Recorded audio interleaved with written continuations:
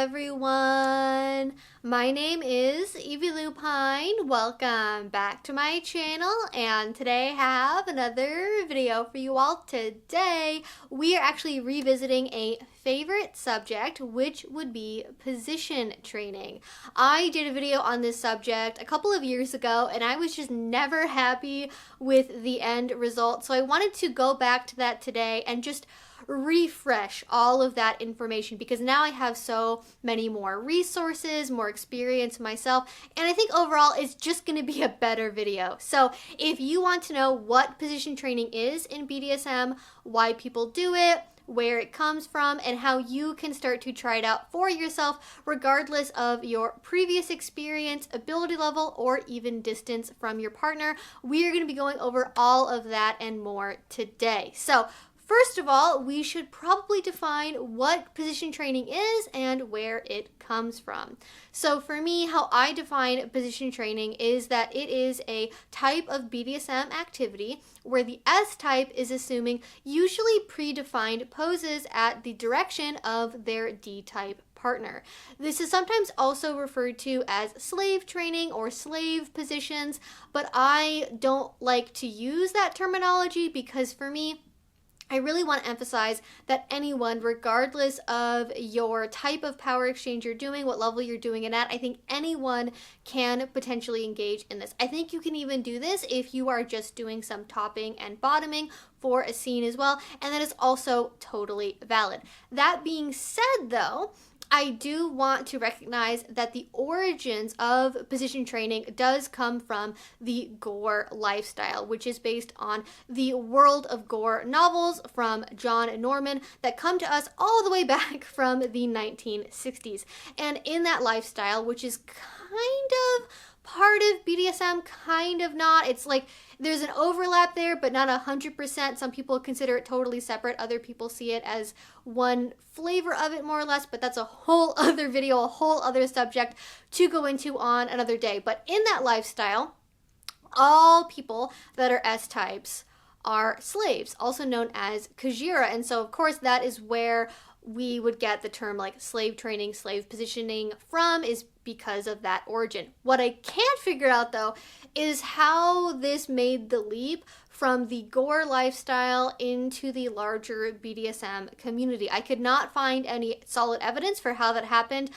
My guess would be that this is sort of the result of the cross-pollination that happened between various BDSM communities that were already in existence around the time that the internet started to become really popular with kinky people, and we had internet relay chats and message boards, and that is just something that caused a lot of growth and expansion in many different areas of kink. But for whatever reason, it did end up becoming more and more popular over time, and eventually it stuck to the point where now even very mainstream, poorly informed movies like 50 Shades of Grey, of course, do use positioning as a way to communicate on screen how someone is supposed to act submissive. It has just sort of become ubiquitous in many ways. I have also heard some people suggest this comes from the so-called old guard leather lifestyle, and I could not find any evidence of that being the case. I can see why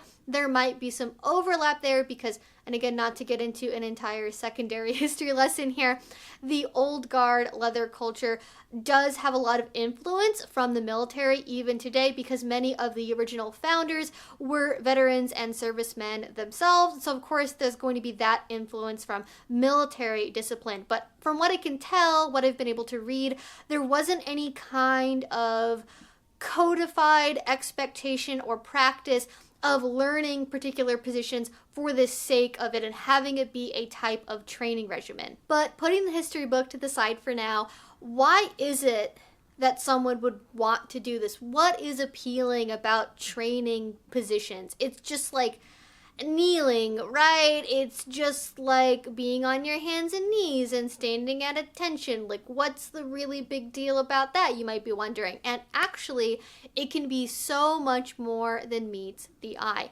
If you are someone that has a medical play kink, an inspection kink, this totally overlaps into that, being expected to lie perfectly still on the examination table while the doctor examines you, or having to hold your body at an uncomfortable, very precise angle while getting fully inspected, knowing there's nothing you can hide as they closely look at every single nook and cranny. Naturally, this pairs really well with humiliation too. For example, having a male-identified submissive with no previous dance experience wear a fluffy little pink tutu while holding a plie or a curtsy position. Also, of course, this goes with the aforementioned military connection, having a military kink, doing things like stationary drill training. It can also be connected, of course, to the more traditional gore lifestyle, where obviously it's going to have those more power exchange and ritual connections. It can be a very bonding activity. It can also have a little bit of an overlap with exhibitionism as well here, because it can be a way as a dominant and submissive pairing to show off how connected you are in your dynamic, being able to flow from one position to the next without making a mistake, having that emphasis on control and discipline. And if you enjoy protocol and service, this goes right along with being able to set a formal dining table or serve cigars. And if role play is more your thing, what is position training if not a way to teach your beloved pet commands and obedience? And if you enjoy being a piece of human furniture, what about being transformed into the perfect stool or lamp on command? Basically, what I'm trying to say here is that no matter what your draw for BDSM is, there's a pretty good chance that this kind of training can be used to enhance it. Traditionally, though, this kind of training is largely based on the dozen or so poses that we get from the gore subculture, with each one being followed precisely to the letter, being taught in an exact order, and of course being done in the nude. And doing research on this topic, you might be left with the impression that that is the only option, that is the only kind of training that people do. But that is far, far from the case. If the ones from the world of gore don't really speak to you, you can draw from yoga, from military drill, from ballet positions, to things like pet commands as well. So there are tons of ways to customize it for yourself.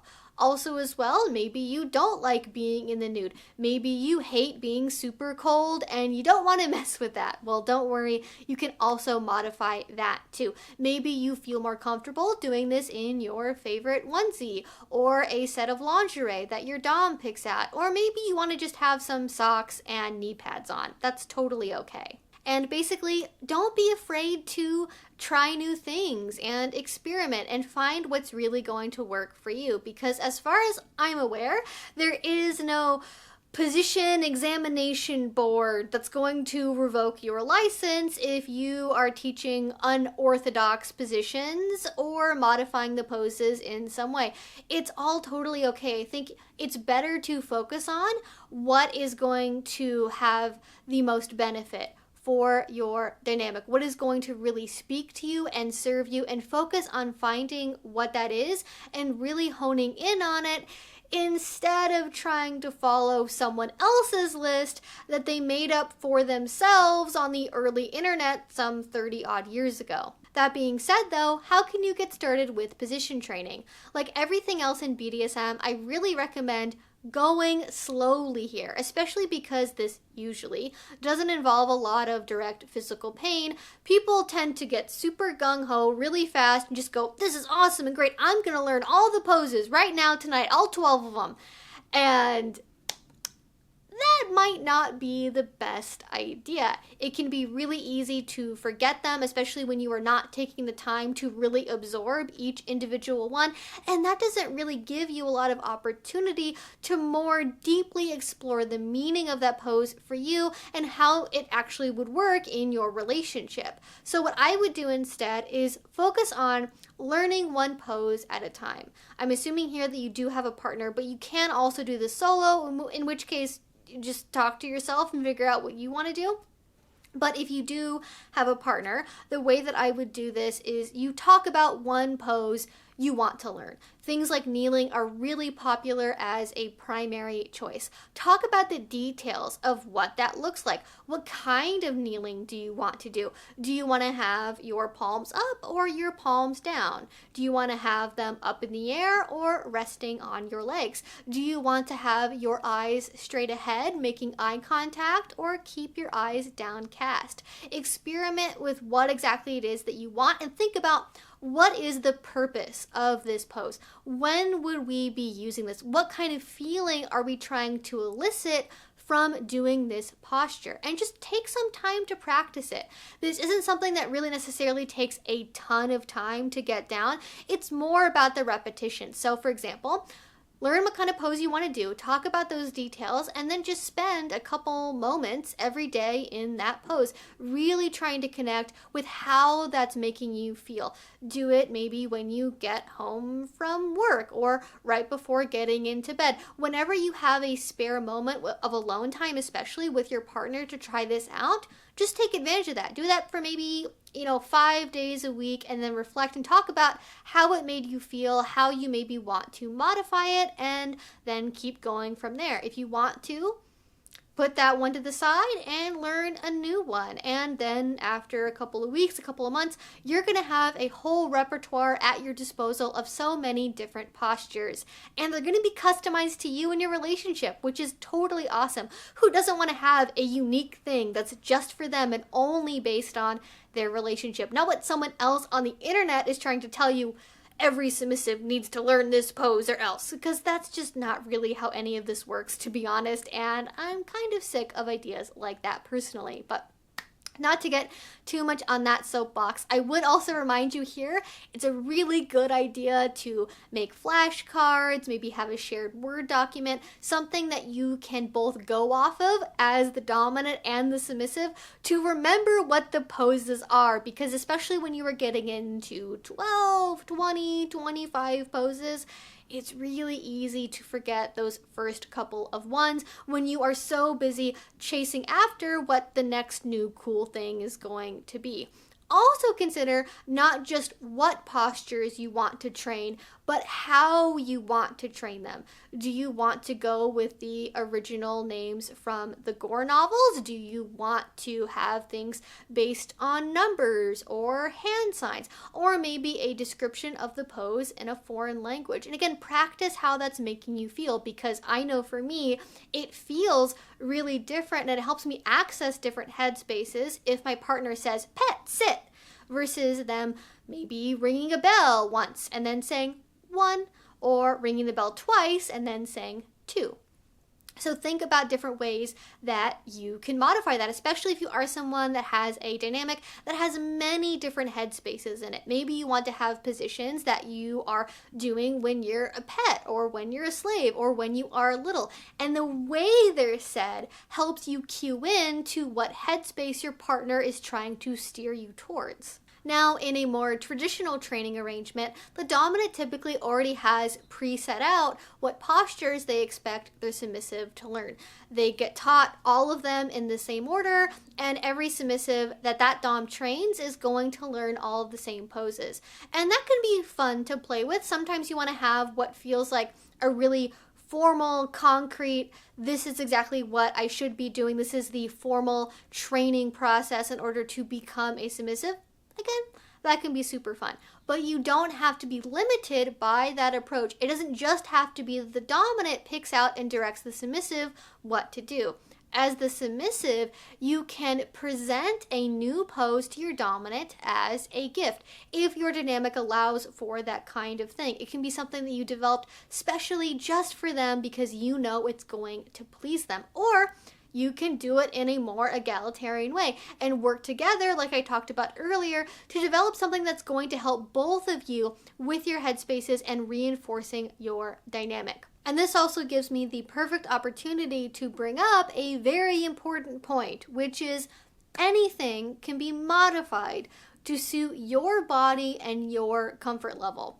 When you are researching this, it's really easy to get sucked into like 15 pages of Google images of black and white photos of 20-year-old models kneeling on hardwood floors with perfectly swooped arched backs in the nude and standing over and folding forward, having their noses touch their thighs, preparing to receive a spanking. And that is simply not going to be the case for everyone. If you want to have that as a goal, if you want that kind of flexibility to be something that you are striving for as part of this, totally fine. Go for that. But also acknowledge it is okay to modify things. If you are someone that, for example, struggles with kneeling on the floor, that is super common. It is okay to wear knee pads or modify the pose. Think again about what you are trying to achieve with that posture. Is it to feel humbled? Is it to be closer to the floor and feel protected by your dominant? Is it meant to cause self-reflection and be more inwardly focused? Find something else that can serve that same headspace purpose. Maybe that looks like doing a toe sit pose from yoga, or sitting crisscross with your legs, or sitting with your knees bent and your legs out to the side instead. Or maybe that means staying on a piece of furniture. Maybe that means staying in your wheelchair and cultivating that headspace instead by having maybe your palms out and open, closing your eyes and keeping your head bowed humbly. Everything, again, can be modified. And for the record, again, I do want to say it is okay to use tools for supporting your body. Use your yoga blocks. Use your bolster, use a floor chair, use blankets and pillows and cushions and whatever else it is that you want and need, because there shouldn't be any shame in that. It really hurts to kneel on bare kneecaps on a hard floor for 20 plus minutes, for hours when you were at a high protocol dinner.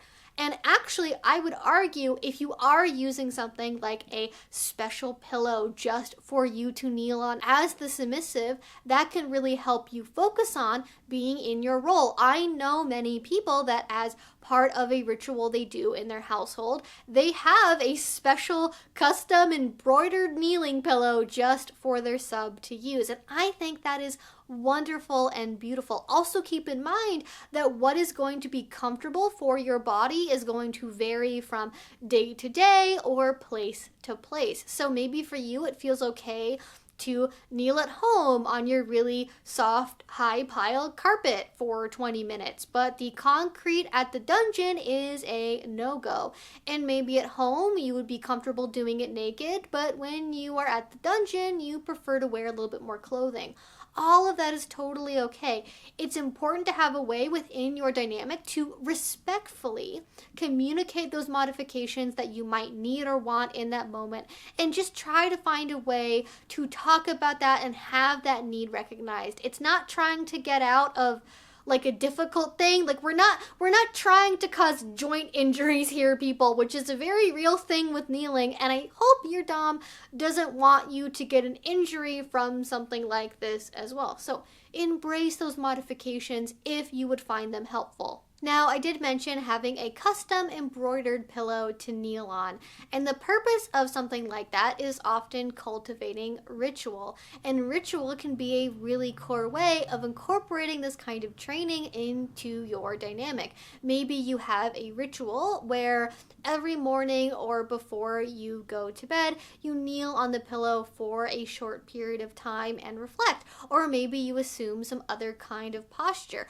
There are many ways to start out with incorporating this into an existing dynamic. Maybe that looks like the ritual I just talked about. Maybe it means that you do it right before a scene. Even if you don't maybe have a DS relationship, it can be a really good way to center and find your headspace, especially after a long day at work or a really busy week, where you just want to be able to go into your S-type headspace. So having a position before that, as well as a position towards the end of a scene, it can really help you bookend the whole experience. experience. Many people also have particular postures they train, so that way they have something special when they are getting a collar put on them, or when they are receiving orders, or if they are getting a punishment. Many people also like positions just as an activity to do all on their own, having their dominant quickly, like rapid fire, tell them different poses to do, and they are expected to flow through those postures in an elegant, almost dance-like fashion. And even within that, there can be many different flavors. Maybe it's about never quite being good enough, and none of your postures are ever exactly perfect. There's always something else to be striving for, always reaching for perfection, but never quite getting it, and then getting punished because you can't do anything right. It can be about training just for the sake of training. It can be about showing off your devotion and how much time and effort you have put into learning all of these postures and having that be more of an elegant dance. It can also be about exposing your body to your dominant, knowing that nothing can be hidden from them. That can definitely have a sexual element to it, but it can also just be about good old-fashioned praise kink stuff, where maybe it's about your partner praising what a wonderful job you're doing, or how that pose accentuates such and such a feature, for example. Or maybe it's about the mental bondage, feeling like when your dom is telling you to enter a pose that you are totally glued to that spot and could not move even if you wanted to, like being wrapped up in the tightest of rope bondage, but without the added risk. And you can even do stuff like this long distance. I actually think position training is one of the best things to do in a long distance relationship, because you can have the S-type partner that is doing the poses, take photos of the poses, take videos of the poses, and send them later. Or you can video chat, and as the dom, you can be giving them orders, and it's basically almost like the real thing. I think this is also in particular helpful for the mental headspace of solo and long distance submissives, because it gives them a really concrete physical thing they can do to stay connected to the relationship even when there is a lot of distance, or in the case of a solo submissive, keep in touch with that S-type part of who they are even when they don't necessarily have a partner to direct them. So that is all of the advice that I have for position training. I hope that you all enjoyed this. I know, I'm gonna call it now. I'm going to get comments from people that are like, why didn't you show anything in this video? Why didn't you do a demonstration? Because I always get comments about that. And I would if I could, but YouTube is like constantly threatening to delete my channel just for talking about this stuff, let alone showing it on screen. So if you do want to see resources talking about, or rather showing how to do these postures, ideas for position training, there are so many examples on FetLife, Google, other accounts here on YouTube that you can go and watch instead. But I really wanted to deep dive not just into really how this looks, but the mental side of it and how it can be a good thing for a DS relationship, or even connecting to your own S-type side, like I just said, even when you are a solo submissive. So all that being said, again, I hope that you all enjoyed this. I would love to know your thoughts about this in a comment down below.